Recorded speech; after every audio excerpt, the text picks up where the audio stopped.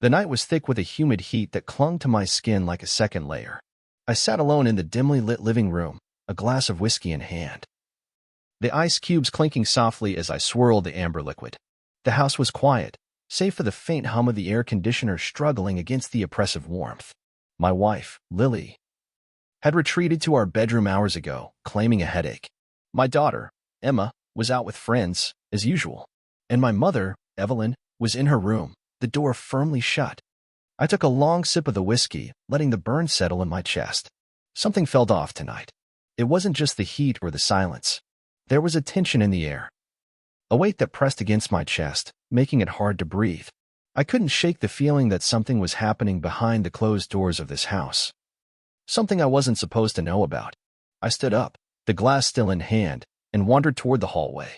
The floorboards creaked beneath my feet, the sound unnaturally loud in the stillness. I paused outside Evelyn's door, my hand hovering over the knob. There was a faint murmur of voices inside, too low for me to make out the words. Curiosity got the better of me, and I pressed my ear against the wood. At first, I couldn't hear much, just the occasional whisper, the rustle of fabric. But then, a moan. Soft, but unmistakable.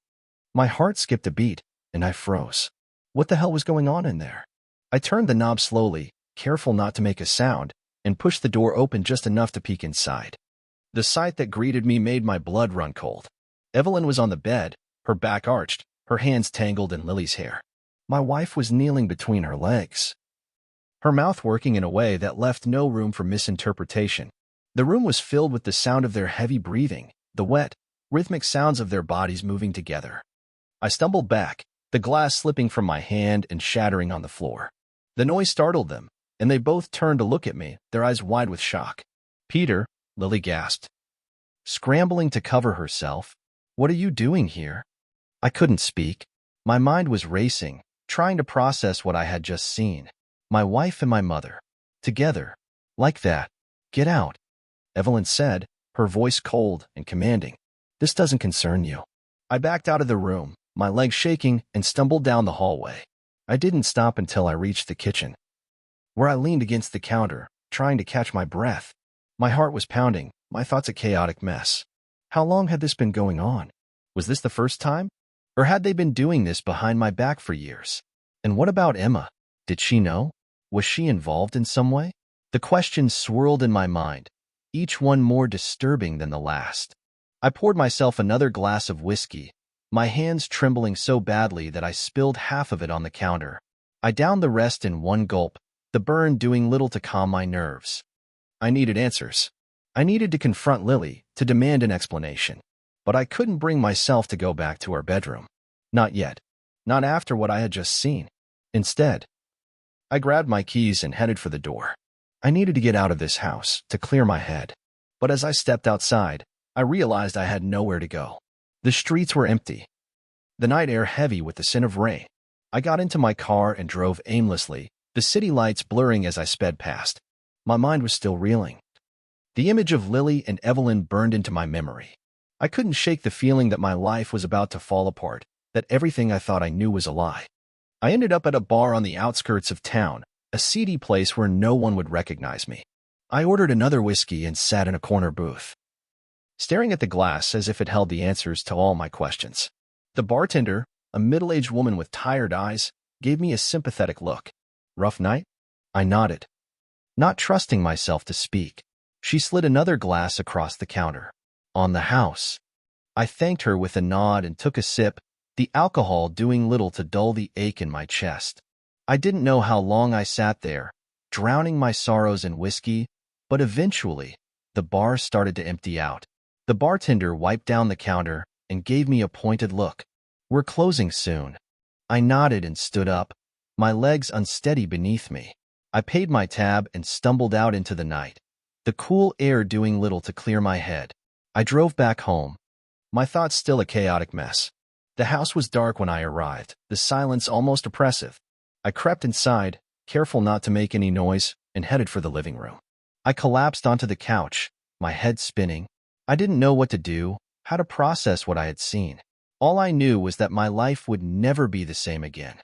As I lay there, staring at the ceiling, I heard a soft creak from the hallway. I turned my head just in time to see Emma standing in the doorway, her eyes wide with curiosity. "Dad," she whispered, "are you okay?" I forced a smile, though it felt more like a grimace. "I'm fine, sweetheart. Just go back to bed." She hesitated for a moment, then nodded and disappeared down the hallway. I closed my eyes, the weight of the night pressing down on me. I didn't know what tomorrow would bring, but I knew one thing for certain: nothing would ever be the same again. I woke up the next morning with a pounding headache, the remnants of last night's whiskey still lingering in my system. The sunlight streaming through the curtains felt like a cruel joke. A reminder that life went on even when your world was falling apart. I sat up slowly, my body heavy with exhaustion, and rubbed my face with both hands. The house was eerily quiet. The kind of silence that felt deliberate, as if everyone was holding their breath, waiting for something to happen. I didn't know if Lily or Evelyn were still home, and I wasn't sure I wanted to find out. I forced myself to get up and shuffled into the kitchen, my bare feet cold against the tiled floor. The coffee machine was already on, the rich aroma filling the room. I poured myself a cup and leaned against the counter, sipping it slowly, hoping it would clear the fog in my mind. "Morning," a voice said behind me, making me jump. I turned to see Emma standing in the doorway, her arms crossed over her chest. She looked at me with a mix of curiosity and concern, her eyes searching mine for answers I didn't have. "Morning," I replied, my voice hoarse. She walked over to the coffee machine and poured herself a cup, her movements slow and deliberate. "You okay, Dad? You look rough." I forced a smile. "Just didn't sleep well. Don't worry about it." She nodded, but I could tell she didn't believe me. Emma was too perceptive for her own good, always picking up on things she shouldn't. "Where's Mom?" she asked, her tone casual, but I could hear the underlying tension. "I don't know," I admitted. "Probably upstairs." Emma took a sip of her coffee, her eyes never leaving mine. "You two had a fight or something?" I hesitated, unsure of how much to tell her. "It's complicated, sweetheart. Just adult stuff." She rolled her eyes, a hint of her usual rebelliousness creeping back in. "Right. Because that's not vague at all." I sighed, running a hand through my hair. "Look, Emma. I'm not in the mood for this, okay? Just let it go." She studied me for a moment, then shrugged. "Fine. But if you need to talk, I'm here." I nodded, grateful for her understanding, even if it was laced with sarcasm. "Thanks." Emma finished her coffee and set the mug in the sink. "I'm heading out. See you later." "Be safe," I called after her, but she was already out the door. I stood there for a moment, staring at the empty doorway, before turning back to my coffee. The house felt even quieter now, the silence pressing in on me from all sides. I knew I couldn't avoid the inevitable forever. I needed to talk to Lily, to confront her about what I had seen. I took a deep breath and headed upstairs, my heart pounding with each step. The door to our bedroom was slightly ajar, and I pushed it open, my stomach twisting in knots. Lily was sitting on the edge of the bed, her head in her hands. She looked up when I entered, her eyes red and swollen from crying.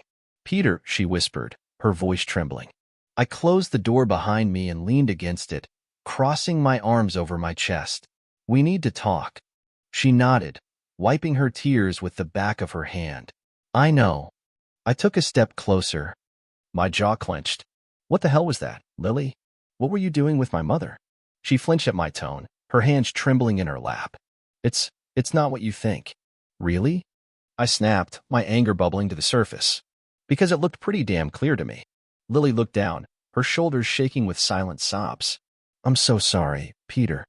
I never wanted you to find out like this." "Find out what?" I demanded, my voice rising. "What are you not telling me?" She took a deep breath, her eyes meeting mine. "Evelyn, she's not your mother."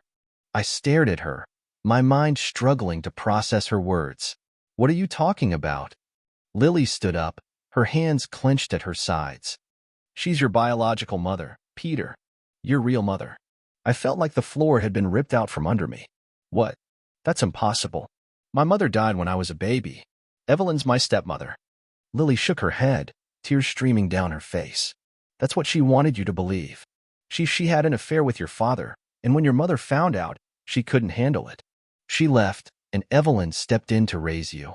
I stumbled back, my legs giving out as I sank onto the bed. No, that's not true. It is, Lily said softly, sitting down beside me. I didn't know until recently. Evelyn told me everything. I shook my head, my mind reeling. Why? Why would she do that? Why would you keep this from me? Lily reached for my hand. But I pulled away. I didn't know how to tell you. I was scared, Peter. Scared of losing you. I stood up, pacing the room as I tried to make sense of it all. So what? You and her? You're together now? Is that it? Lily looked down, her cheeks flushing with shame. It's complicated. We have a history, Peter. One that goes back further than you know. I stopped pacing, my heart pounding in my chest. How far back? She hesitated, her voice barely above a whisper. Before you and I met. We were involved. I felt like I'd been punched in the gut. You're kidding me. Lily shook her head, tears streaming down her face. I'm so sorry, Peter. I never meant to hurt you. I turned away, unable to look at her. Get out. Peter, please. Get out. I shouted, my voice echoing through the room. She stood up, her shoulders slumped in defeat, and walked to the door. She paused for a moment, her hand on the knob, before turning back to me. I love you, Peter. I always have. I didn't respond. My jaw clenched so tight it hurt. She opened the door and left. The sound of her footsteps fading down the hallway. I collapsed onto the bed, my head spinning. My whole life was a lie, and I didn't know how to process it. Evelyn wasn't my stepmother. She was my mother. And Lily. Lily had been with her before we even met. The thought made my stomach churn, and I buried my face in my hands, trying to block it all out. But the images kept coming. Unbidden, Lily and Evelyn together, their bodies entwined, their moans filling the air. I felt like I was drowning, the weight of it all pulling me under. I didn't know how to move forward, how to face the people I thought I knew. But one thing was clear, nothing would ever be the same again. The days blurred together after that. I moved through them like a ghost, barely present in my own life. Lily and I barely spoke, our interactions reduced to terse exchanges about household chores or Emma's schedule. Evelyn, on the other hand, seemed to be everywhere, her presence a constant reminder of the lies that had shaped my life. I avoided her as much as I could, but it was impossible to escape her completely. She was always there, hovering in the background, her eyes watching me with a mixture of guilt and something else I couldn't quite place. Emma, thankfully, seemed oblivious to the tension in the house. She was too wrapped up in her own world, her rebellious streak growing stronger with each passing day. She came home late at night, her clothes disheveled, her eyes glazed over with the effects of whatever she'd been doing. I wanted to confront her, to demand answers, but I didn't have the energy. One evening, I found myself alone in the house. Lily had taken Emma out for dinner, and Evelyn had gone to visit a friend. The silence was deafening, and I couldn't stand it. I grabbed my car keys and headed out. Not sure where I was going, but knowing I needed to get away. I ended up at a bar on the outskirts of town, a dingy little place where the lights were dim and the drinks were strong. I ordered a whiskey and took a seat at the bar, my eyes scanning the room without really seeing anything. Rough night? A voice asked beside me. I turned to see a woman sitting a few stools down, her dark hair falling in loose waves around her shoulders. She had a glass of red wine in her hand, her lips curved into a faint smile. You could say that, I replied, taking a sip of my drink. She slid onto the stool next to me, her perfume a heady mix of jasmine and something else I couldn't place. I'm Claire. Peter, I said, shaking her outstretched hand. So, Peter, she said, leaning in closer. What brings you to a place like this on a Wednesday night? I hesitated, unsure of how much to share. Just needed to clear my head. She nodded, her eyes sympathetic. I get that. Sometimes life gets complicated. You have no idea, I muttered, downing the rest of my whiskey. Claire flagged down the bartender and ordered another round for both of us. Well, whatever it is, I'm here to listen. Sometimes it helps to talk to a stranger. I studied her for a moment, her kind eyes and warm smile making me feel more at ease than I had in weeks. Thanks. I appreciate it. We talked for hours, the alcohol loosening my tongue as I poured out my heart to her. I told her about Lily, about Evelyn, about the lies and the secrets that had torn my life apart. Claire listened without judgment, her hand occasionally brushing against mine in a gesture of comfort. By the time we left the bar, the world was spinning, and I wasn't sure if it was the alcohol or the weight of everything I'd been carrying. Claire offered to drive me home, and I didn't protest. We pulled up to my house, the lights inside dark and the driveway empty. Claire turned to me, her eyes searching mine. "You sure you're going to be okay?" I nodded, though I wasn't sure I believed it. "Yeah, thanks for everything." She leaned in, her lips brushing against mine in a soft, tentative kiss. "Take care of yourself, Peter." I watched her drive away, the taste of her lips still lingering on mine. I felt a pang of guilt, but it was quickly drowned out by the numbness that had taken over my life. I stumbled into the house, the silence pressing in on me from all sides. I made my way to the living room and collapsed onto the couch, my head spinning. The sound of footsteps pulled me from my thoughts, and I looked up to see Lily standing in the doorway, her arms crossed over her chest. "Where have you been?" she demanded, her voice sharp. I shrugged, not bothering to sit up. "Out." "Out where? Does it matter?" I shot back, my anger bubbling to the surface. Lily took a step closer, her eyes narrowing. "It does when you come home smelling like whiskey and perfume." I sat up, my jaw clenched. "What do you care, Lily? You've been keeping secrets from me for years. Don't act like you're suddenly concerned about my well-being." She flinched, her hands trembling at her sides. "I'm still your wife, Peter. I still care about you." "Do you?" I asked, my voice cold. "Because it sure as hell doesn't feel like it." Lily looked away, her shoulders slumped in defeat. "I'm sorry, Peter. I know I've made mistakes, but I'm trying to fix things." "It's too late for that," I said, my voice breaking. "You've destroyed everything." She reached for my hand, but I pulled away.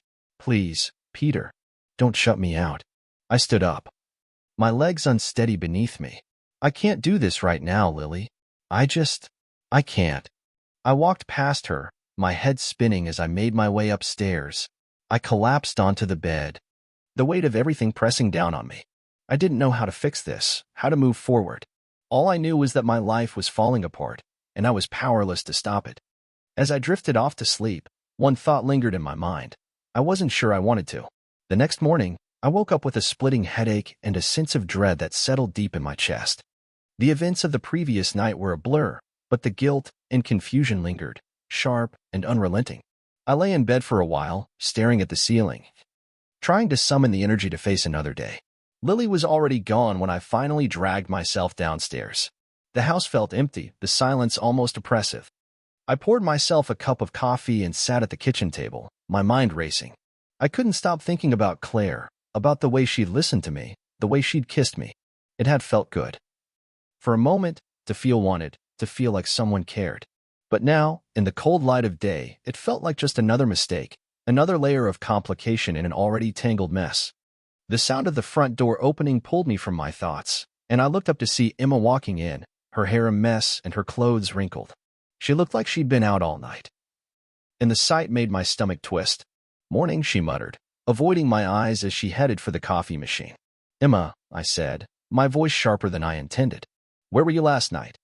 She shrugged, pouring herself a cup of coffee. "Out with friends." "Out with friends," I repeated, my frustration bubbling to the surface. "Do you have any idea how worried we've been about you? You can't just disappear like that, Emma. It's not safe." She turned to me, her eyes blazing with defiance. "Oh, so now you care? Where were you when I needed you, Dad? You've been so wrapped up in your own drama that you haven't even noticed what's going on with me." Her words hit me like a punch to the gut.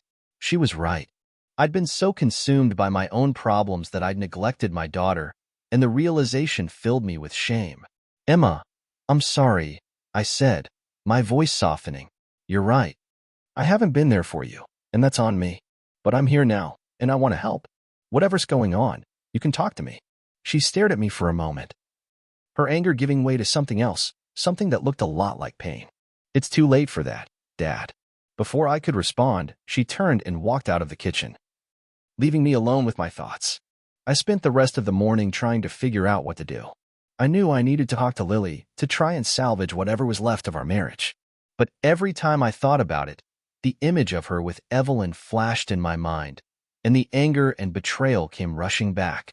I decided to take a walk, hoping the fresh air would clear my head.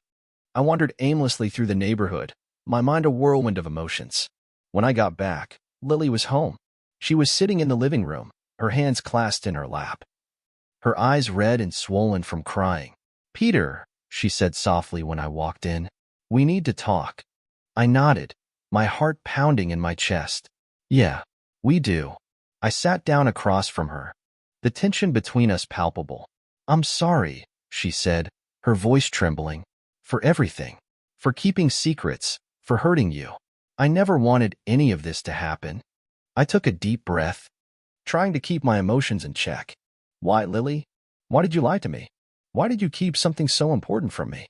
She looked down, her hands twisting in her lap. "I was scared. Scared of losing you. Scared of what you'd think of me. I thought if you knew the truth, you'd never forgive me. And now?" I asked, my voice barely above a whisper. She looked up, her eyes filled with tears. "Now I'm even more scared. I don't want to lose you, Peter. I love you." I felt a lump form in my throat, the weight of her words pressing down on me. "I don't know if I can do this, Lily. I don't know if I can forgive you." She nodded, her shoulders slumped in defeat. "I understand. I just wanted you to know how sorry I am." We sat in silence for a while, the air heavy with unspoken words. "What about Evelyn?" I asked finally, my voice hard. "What's her role in all of this?" Lily hesitated, her eyes darting away. She's been a part of my life for a long time. Longer than you know. But it's not what you think. It's complicated. Complicated, I repeated, my anger flaring. "That seems to be the theme of my life lately." She flinched, her hands trembling. "I know I've hurt you, Peter, and I know I can't undo the damage I've done. But I'm willing to do whatever it takes to make things right."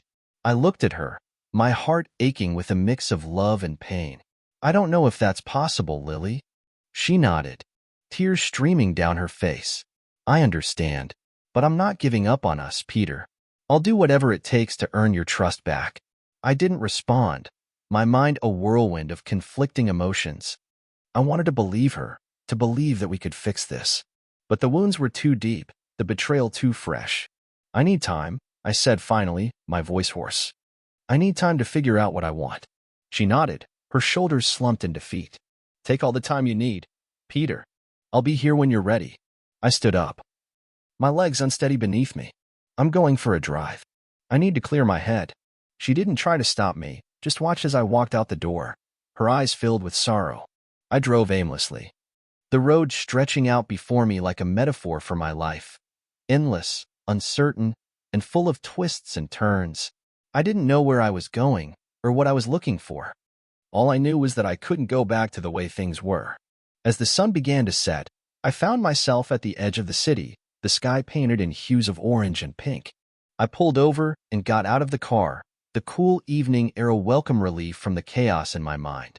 I stood there for a long time, staring out at the horizon, trying to make sense of everything. I thought about Lily, about Evelyn, about Emma. I thought about the lies, the secrets, the pain. And then, slowly, a thought began to form in my mind. Maybe I didn't have to figure it all out right now.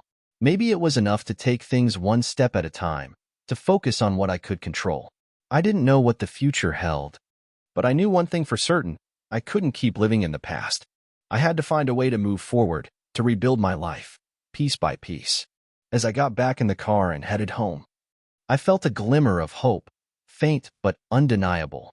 It wasn't much, but it was a start, and sometimes that's all you need. The days that followed were a blur of awkward silences and tentative attempts at normalcy. Lily and I tiptoed around each other, careful not to reopen wounds that were still raw and tender. Emma, sensing the tension, spent more time away from home, her absence a stark reminder of the family we once were. Evelyn, on the other hand, seemed to have retreated into herself. She spent most of her time in her room, the door closed, as if trying to distance herself from the chaos she'd helped create. I didn't know how to feel about her. Anger, pity, confusion. It all swirled together in a tangled mess. One evening, I found myself standing outside her door, my hand raised to knock but hesitating. I wasn't sure what I wanted to say, or if I even wanted to say anything at all. But something inside me pushed me forward, and I knocked softly. "Come in," her voice called from within. I opened the door to find her sitting by the window, a book in her lap. She looked up, her eyes filled with a mixture of surprise and apprehension. "Peter," she said softly, "what can I do for you?" I closed the door behind me and leaned against it, crossing my arms over my chest. "I think it's time we talked." She nodded, setting the book aside. "I've been expecting this." I took a deep breath, trying to steady my nerves. "Why, Evelyn? Why did you keep this from me? Why did you let me believe a lie for so long?" She looked down, her hands clasped tightly in her lap. "I was scared, Peter. Scared of losing you. Scared of what you'd think of me. I thought if you knew the truth, you'd never forgive me." "And now?" I asked, my voice trembling with emotion. She looked up, her eyes filled with tears. "Now I'm even more scared. I don't want to lose you, Peter. You're my son, and I love you." I felt a lump form in my throat, the weight of her words pressing down on me. "I don't know if I can do this, Evelyn. I don't know if I can forgive you." She nodded, her shoulders slumped in defeat. "I understand. I just wanted you to know how sorry I am." We sat in silence for a while, the air heavy with unspoken words. "What about Lily?" I asked finally, my voice hard. "What's her role in all of this?" Evelyn hesitated, her eyes darting away. She's been a part of my life for a long time. Longer than you know. But it's not what you think. It's complicated." "Complicated," I repeated, my anger flaring. "That seems to be the theme of my life lately." She flinched, her hands trembling. "I know I've hurt you, Peter, and I know I can't undo the damage I've done, but I'm willing to do whatever it takes to make things right." I looked at her, my heart aching with a mix of love and pain. "I don't know if that's possible, Evelyn." She nodded, tears streaming down her face. "I understand, but I'm not giving up on us, Peter. I'll do whatever it takes to earn your trust back." I didn't respond, my mind a whirlwind of conflicting emotions. I wanted to believe her, to believe that we could fix this. But the wounds were too deep, the betrayal too fresh. "I need time," I said finally, my voice hoarse. "I need time to figure out what I want." She nodded, her shoulders slumped in defeat. "Take all the time you need, Peter. I'll be here when you're ready." I stood up, my legs unsteady beneath me. "I'm going for a drive. I need to clear my head." She didn't try to stop me, just watched as I walked out the door, her eyes filled with sorrow. I drove aimlessly, the road stretching out before me like a metaphor for my life, endless, uncertain, and full of twists and turns. I didn't know where I was going or what I was looking for. All I knew was that I couldn't go back to the way things were. As the sun began to set, I found myself at the edge of the city, the sky painted in hues of orange and pink. I pulled over and got out of the car, the cool evening air a welcome relief from the chaos in my mind. I stood there for a long time, staring out at the horizon, trying to make sense of everything. I thought about Lily, about Evelyn, about Emma. I thought about the lies, the secrets, the pain. And then, slowly, a thought began to form in my mind. Maybe I didn't have to figure it all out right now. Maybe it was enough to take things one step at a time, to focus on what I could control. I didn't know what the future held, but I knew one thing for certain: I couldn't keep living in the past. I had to find a way to move forward, to rebuild my life, piece by piece. As I got back in the car and headed home, I felt a glimmer of hope, faint but undeniable. It wasn't much, but it was a start. And sometimes, that's all you need. When I got home, Lily was waiting for me in the living room, her eyes filled with a mixture of hope and fear. "Peter," she said softly, "I'm so sorry for everything. I know I've hurt you, and I know I can't undo the damage I've done, but I'm willing to do whatever it takes to make things right." I looked at her, my heart aching with a mix of love and pain. "I don't know if I can do this, Lily. I don't know if I can forgive you." She nodded, tears streaming down her face. "I understand, but I'm not giving up on us, Peter. I'll do whatever it takes to earn your trust back." I didn't respond, my mind a whirlwind of conflicting emotions. I wanted to believe her, to believe that we could fix this. But the wounds were too deep, the betrayal too fresh. "I need time," I said finally, my voice hoarse. "I need time to figure out what I want." She nodded, her shoulders slumped in defeat. "Take all the time you need, Peter. I'll be here when you're ready." I stood up, my legs unsteady beneath me. "I'm going to bed. I need to clear my head." She didn't try to stop me, just watched as I walked out the door, her eyes filled with sorrow. As I lay in bed that night, staring at the ceiling, I felt a sense of peace wash over me. I didn't know what the future held, but I knew one thing for certain: I couldn't keep living in the past. I had to find a way to move forward, to rebuild my life, piece by piece. And sometimes, that's all you need.